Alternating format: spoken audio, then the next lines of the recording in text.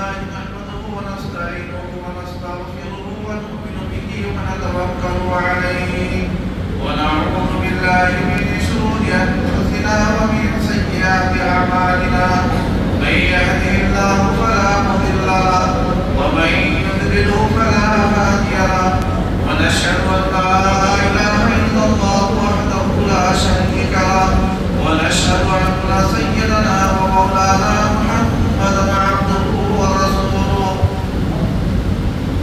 صلى الله تعالى عليه وعلى آله وأصحابه وسلم تسليما كثيرا أما بعد فأعوذ بالله من الشيطان الرجيم بسم الله الرحمن الرحيم إنا نحن نزلنا الذكر وإنا له لحافظون وقال الله عز وجل إنا أنزلناه في ليلة القدر وما أدراك ما ليلة القدر ليلة القدر خير من ألف شهر تنزل الملائكة والروح فيها بإذن ربهم من كل أمر سلام هي حتى مطلع الفجر أو كما قال الله تبارك وتعالى وقال النبي صلى الله عليه وسلم تحروا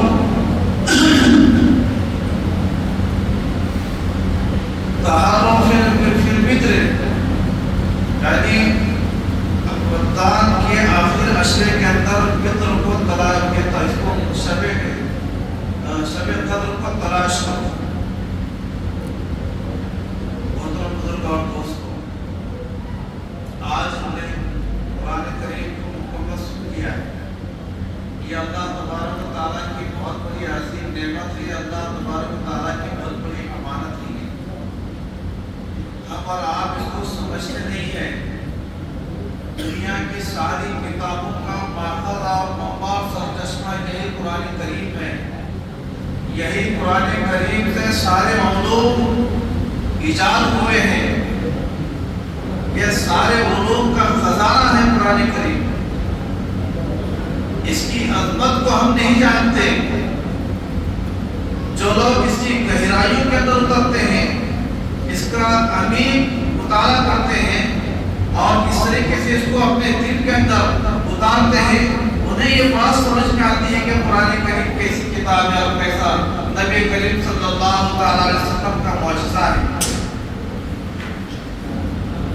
کلام اللہ کو اس مہینے کے اندر اس مہینے سے خاص مناسبت ہے اور جتنی آسمانی کتابیں نازل ہوئی ہیں یہ سب کا سب جو ہے تو رمضان المبارک ہی کے اندر نازل ہوئی ہے. حضرت ابراہیم علیہ السلام کے اوپر کچھ صحیفے نازل ہوئے، وہ تقریباً رمضان کی 3 تاریخ کے اندر جو ہے تو نازل ہوئے ہیں. اسی طریقے سے توریت یہ 8 رمضان کو نازل ہوئی ہے اور اسی طریقے سے زبور یہ 18 رمضان کو نازل ہوئی ہے اور قرآن کریم شب قدر کے اندر نازل ہوا ہے. تو مطلب آسمانی کتابیں اتنی بڑی بڑی آسمانی کتابیں ہیں. اللہ تبارک و تعالیٰ نے جو نازل فرمایا ہے آسمانی کتابیں وہ اسی مہینے کے اندر نازل فرمایا ہے. اسی مہینے سے کلام اللہ کو خاص مناسبت ہے اور جن کو کلام اللہ سے مناسبت ہو جاتی ہے اللہ تبارک و تعالیٰ اس کا رتبہ بلند کر دیتے ہیں. جس کی مناسبت کلام اللہ سے ہو جائے اس کا رتبہ بڑا ہو جاتا ہے اور جس کا تعلق قرآن سے ہو جاتا ہے اللہ تبارک و تعالیٰ اس کو اللہ تبارک و تعالیٰ کے پاس وہ بڑا مرتبے والا ہے، بڑا عظیم المرتبت ہے. اللہ کے پاس اس کی بڑی قدر ہے. آپ نہیں جانتے کہ یہ حافظ قرآن کیا ہوتے ہیں، حافظ قرآن کیسے بنتے ہیں، یہ کتنا یاد کرتے ہیں اور کتنی محنت ان کو کرنا پڑتی ہے. قیامت کے دن اللہ تبارک و تعالیٰ یہی حافظوں سے فرمائے گا کہ قرآن کریم تم جنت کے پہلے درجے پر چڑھو اور وہاں سے قرآن شریف پڑھنا شروع کر دو جیسا تم دنیا کے اندر قرآن شریف پڑھا کرتے تھے. جہاں تمہارا الناس ہوگا، جہاں تمہارا قرآن شریف ختم ہوگا وہاں تک جنت تمہارے نام ہے. ہم نے قرآن کریم کو سمجھا ہی نہیں، ہم نے اس کو پڑھنے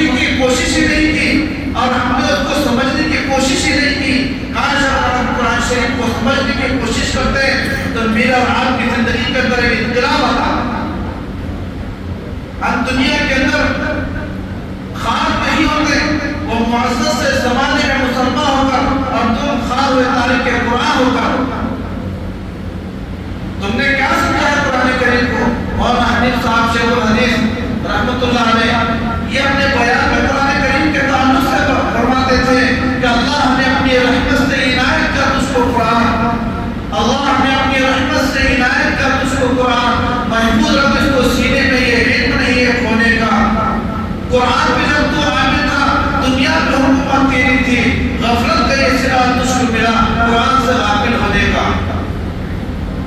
آج ہم ذلیل و خوار اسی لیے ہوئے کہ قرآن ہماری زندگی سے نکل گیا ہے، قرآن کریم کو پر عمل پیدا نہیں ہے۔ کون سی زندگی کا کون سا ایسا شعبہ ہے کہ جس میں ہم کو قرآن کریم کے درجے ہم کو رہنمائی نہیں ملتی ہو؟ کوئی بھی شعبے کا، ہم تجارت کا شعبہ لو، ہم ملازمت کا شعبہ لو، ہم درس و تدریس کا شعبہ لو، کوئی بھی شعبہ لو، قرآن کریم کے اندر اس کی رہنمائی ملتی ہے۔ بزرگوں اور دوستوں، یہ قرآن کریم اللہ تبارک و تعالیٰ نے اس کو اسی مہینے کا انتخاب فرمایا نازل ہونے کا۔ اسی مہینے کے اندر آپ بازار کے اندر جائیں گے تو آپ کو راستے کے اندر ایک قیمتی اور اچھا رومال ملے گا، آپ اس کو اٹھا کر کے جھٹا کر کے اپنے کندھے کے اوپر ڈال دیں گے۔ آپ نے اس کی کوئی اس کا احترام نہیں کیا اور اس کا کوئی عزت نہیں کی، اور آپ مسجد کے گیٹ کے اوپر آئیں گے، مسجد کے اندر دروازے کے اندر آئیں گے تو آپ کو ایک پوشیدہ کپڑا جس کو ہم جزدان کہتے ہیں، جس کو قرآن کریم رکھا جاتا ہے، وہ ایک پوشیدہ کپڑا ہم کو قرآن کریم کے گیٹ پر یا دروازے کے اوپر ملتا ہے، تو ہم اس کو اٹھاتے ہیں اور اٹھا کر بڑے ادب و احترام کے ساتھ اس کو اپنی آنکھوں پر لگاتے ہیں، اس کو چومتے ہیں اور اس کو عزت اور توقیر کے ساتھ قرآن کے مسجد کے کسی محراب کے اندر عزت کے ساتھ رکھتے ہیں۔ کیوں بھائی؟ آپ نے اس قیمتی کپڑے کا اتنا احترام نہیں کیا ہے جتنا احترام اس قرآن کریم سے پوشیدہ کپڑے کا تم نے احترام کیا ہے۔ وجہ کیا ہے؟ معلوم یہ ہوا کہ وہ پوشیدہ کپڑے کی نسبت قرآن شریف سے تھی، وہ پوشیدہ کپڑے کی نسبت قرآن شریف سے تھی، اور وہ قیمتی رومال کی نسبت دنیا دار سے تھی، دنیا سے تھی۔ اس کی وجہ سے اس کے وقت ہمارے دل کے اندر نہیں آئی، بلکہ قرآن کریم کے وہ پوشیدہ کپڑے کی وہ کپڑے کے وقت اور احترام ہمارے دل کے اندر آیا ہے کہ اس کے اندر کچھ دن پہلے قرآن کریم رکھا جاتا تھا۔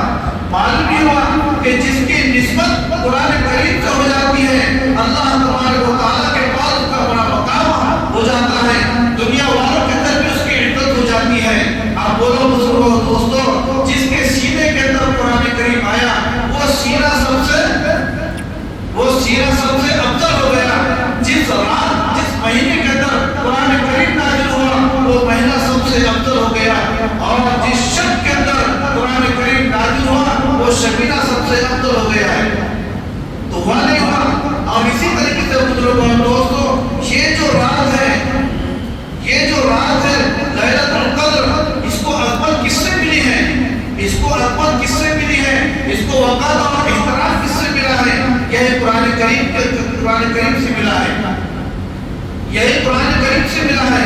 بزرگوں اور دوستوں، قرآن کریم کو ہم پڑھیں، قرآن کریم کو ہم اپنی زندگی کے اندر اپنائیں، قرآن کریم کو اپنے سینے کے اندر اتاریں۔ حدیث میں آتا ہے اللہ کے رسول صلی اللہ علیہ وسلم فرماتے ہیں کہ جس کے دل کے اندر ذرہ برابر بھی قرآن نہیں ہوگا، جس کے دل میں جس کے سینے کے اندر ذرہ برابر بھی قرآن نہیں ہوگا، وہ ایک ویران گھر کی طرح ہے۔ اس کا سینہ ایک ویران گھر کی طرح ہے۔ جس طریقے سے ویران گھر کے اندر خبیثات جو جنم دے دیتے ہیں، اسی طریقے سے اس کے سینے کے اندر دنیا کی چیزیں اس کے اندر جنم دے دیتی ہے۔ اور اگر قرآن کی عظمت اس کے دل کے اندر ہوگی، قرآن کو پڑھتا پڑھاتا رہے گا، تو بزرگوں اور دوست کو اس کا سینہ اللہ پاک کے کلام کے نور سے معمور ہوتا چلا جائے گا۔ یہ ہے قرآن کریم کی۔ حدیث میں آتا ہے اللہ کے رسول صلی اللہ علیہ وسلم فرماتے ہیں کہ یہ قرآن کریم پڑھنے والا، قرآن کریم دنیا کے اندر پڑھنے والا، جب اس کی موت ہو جاتی ہے، جب اس کا انتقال ہو جاتا ہے، اور جب اس کو قبر کے اندر رکھ دیا جاتا ہے، جب اس کو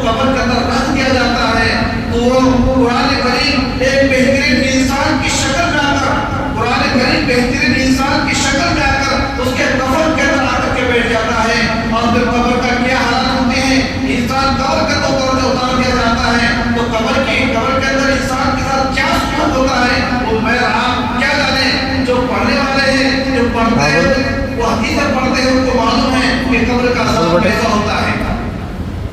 तो जब ये हाफिज कुरान या कुरान करीम को पढ़ने वाला जब ये कब्र के अंदर रख दिया जाता है तो ये कुरान करीम इंसानी शक्ल के अंदर बेहतरीन अंदाज के अंदर उसके कफन के पास आकर के बैठ जाता है।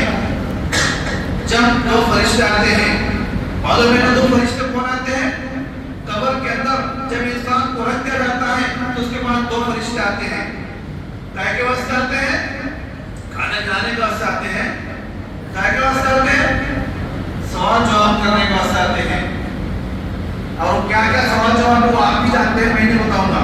तो बुजुर्गों और दोस्तों, जब वो फरिश्ते उससे सवाल करते हैं तो वो कुरान करीम जो इंसानी शक्ल के अंदर उसके पास आ जाता है तो उनको सवाल करने से रोक देता है कि तुम इससे सवाल कर रहे हो, इसने दुनिया के अंदर मेरी हिफाजत किया है, इसने दुनिया के अंदर मेरी कदर किया है, इसने दुनिया के अंदर मेरे को सीने से लगाया है, तुम यहाँ से चले जाओ, आज मैं इसकी हिफाजत करने के लिए यहाँ बैठा।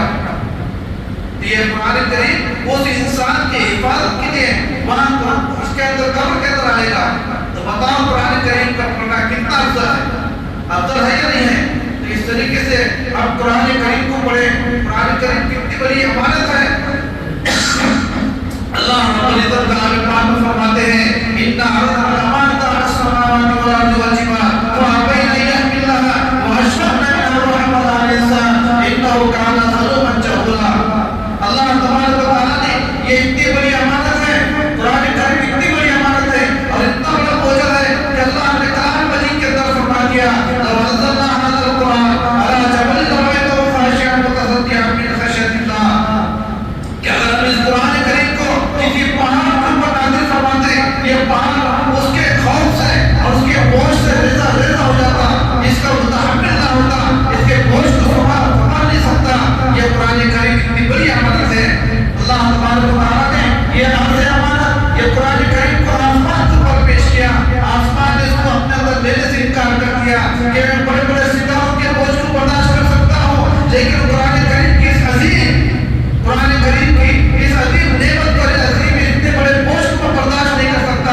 मैं सारे आसमान के जितने खजाने हैं, आसमान के जितने बोझ हैं, चांद है, सितारे हैं, मैं इसको बर्दाश्त कर सकता हूँ, लेकिन कुरान करीम के बोझ को बर्दाश्त नहीं कर सकता। तो आसमान ने इनकार कर दिया, जमीन के ऊपर पेश किया। अल्लाह रब्बुल इज्जत ने इस अर्ज़ अमानत को जमीन के ऊपर पेश किया।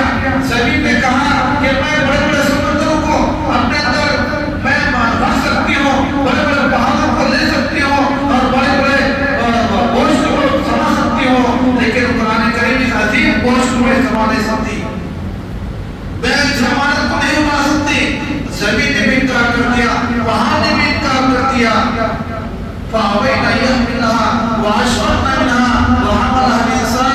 इस बारे अमानत को, इस अजीम नेमत को इस इंसान ने अपने सीने के अंदर महफूज कर दिया।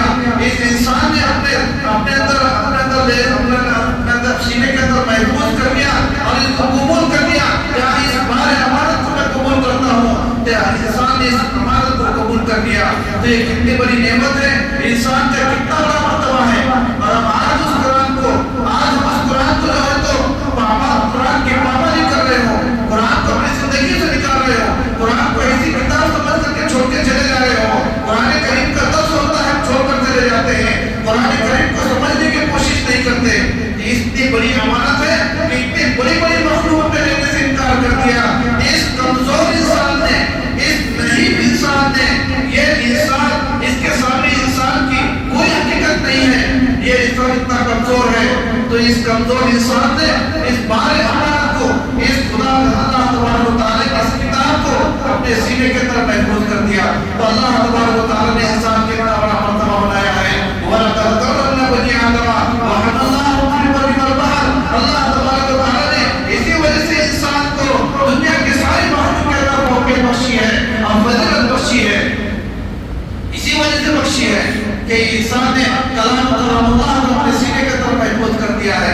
तो भाइयों, बुजुर्गों और दोस्तों, ये था कुरान करीम का मतलब, कुरान करीम के बारे में कि अल्लाह तबारक व तआला की कितनी बड़ी अमानत है। तो अल्लाह तबारक व तआला फरमाते हैं इन्ना अंज़लनाहु फी लैलतिल क़द्र। बेशक हमने इस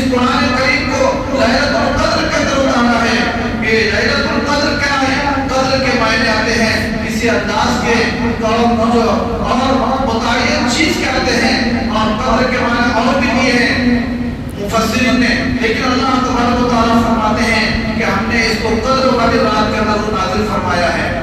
اب بتائیے بزرگوں دوستوں، یہ رات اتنی مبارک ہے سنیے ذرا غور سے کہ جیسے زمینوں کے اندر سب سے زیادہ مقدس زمین کعبۃ اللہ ہے، مکی کی زمین ہے، مساجد کے اندر سب سے زیادہ مقدس ترین مسجد مسجد حرام ہے، سب سے زیادہ مقدس، اور اسی طریقے سے مہینوں کے اندر سب سے افضل مہینہ اور سب سے بابرکت مہینہ رمضان شہر اللہ۔ اللہ نے کیا فرمایا ہے کہ رمضان میرا مہینہ ہے۔ کیا ہے رمضان؟